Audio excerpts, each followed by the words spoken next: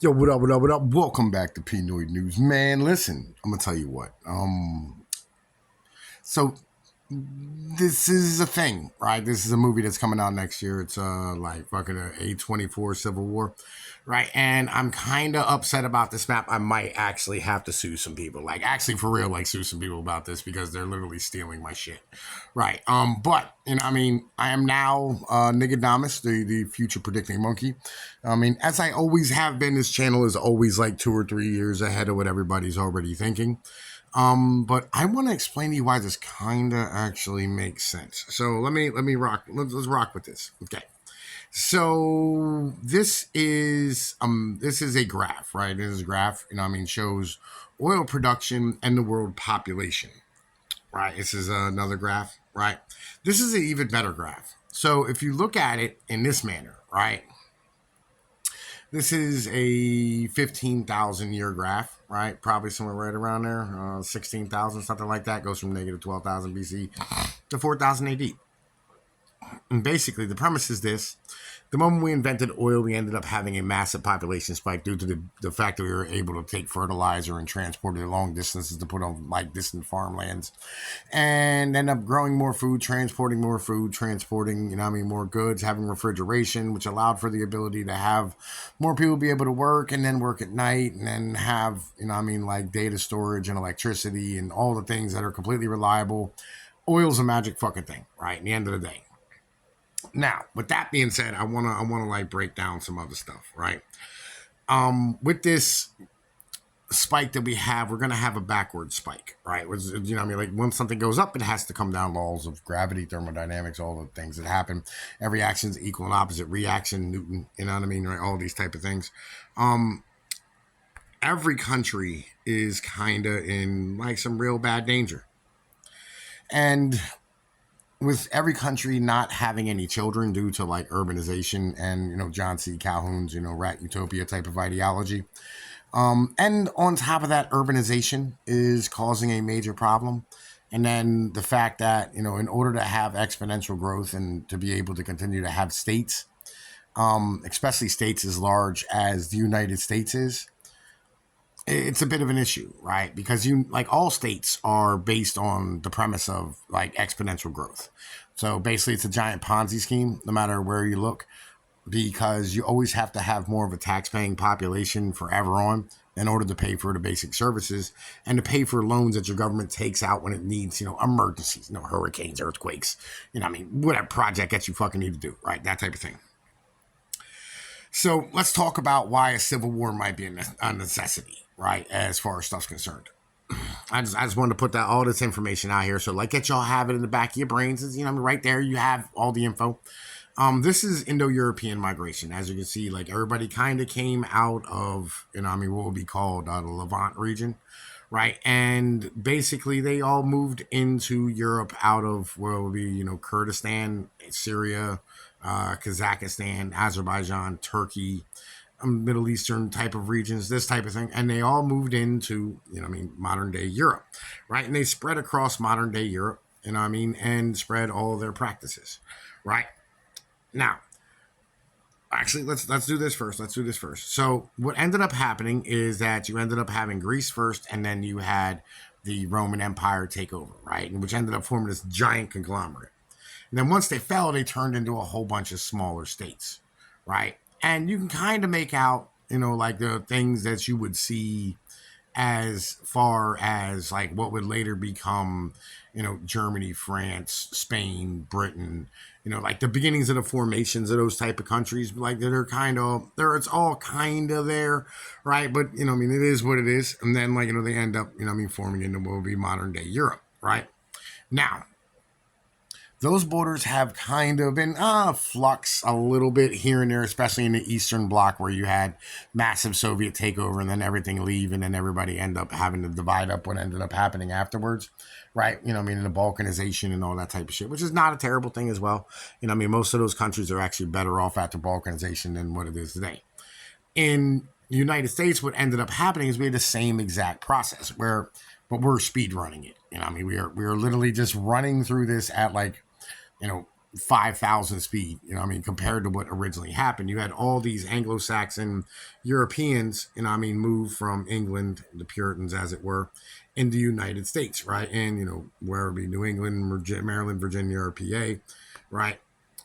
And then, they ended up spreading across the United States to form what we call today the modern U.S., right? Now, with that being said, this is the Roman Empire type of thing, right? As they came in, they ended up having, just basic tribes and packs out past, what would be the Appalachian Mountains.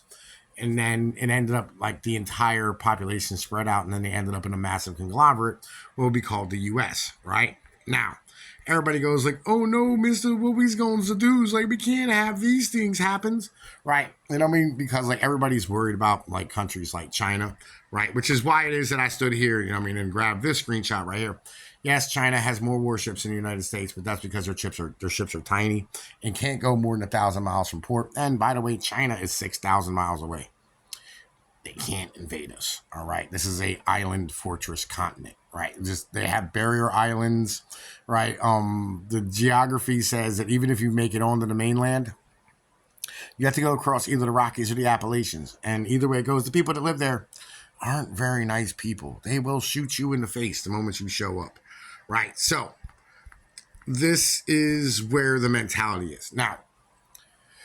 This is my map. My map is the map of the United States, broken up, right, into geographic regions. We have Anarcho England, Appalachia, the South, Tejas, Hordelands, Lakelands, Big Sky, Deseret, and Ecotopia. Now, as you would notice, anybody who has read some things, this comes out of like an author from the 1930s who was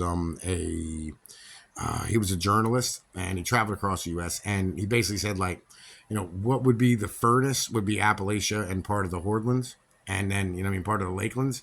But based on geographic regions, this kind of makes a little bit more sense, right? Because geographies form cultures, form into like governments and things of this nature, right?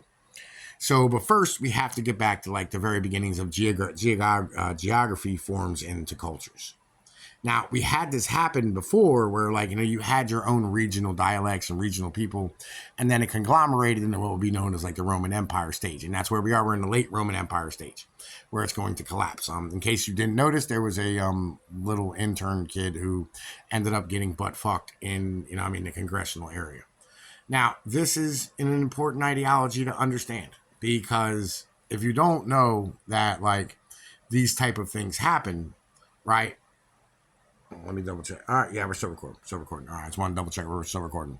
Right. You have to understand that that's kind of where we're at, right? Weak, effeminate, and completely decadent, and just, not willing to do any of the things ourselves.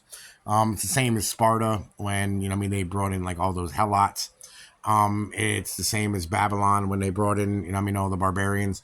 It's the same as Cairo when they had massive amounts of African slaves, right? Like all these people do these things. They become decadent. They become like, weak and effeminate. And then they end up getting like, replaced by the people who were there later. And then they, don't really appreciate that culture. And then they end up breaking into pieces and it forms into new things.